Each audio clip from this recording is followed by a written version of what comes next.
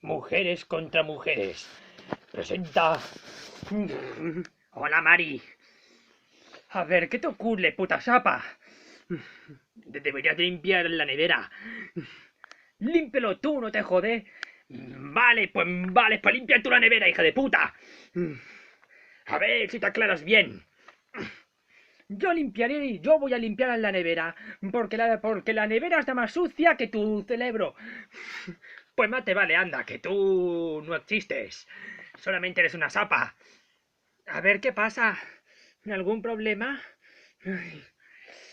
Ay, me está diciendo que soy una puta zapa. La zapa eres tú. Uy, madre mía, con el pescuezo. Sí, sí, es que se la va a llevar el pescuezo ese. Es que al final me voy a enterar de lo que está ocurriendo. No sé por qué me pelean estas hijas de puta.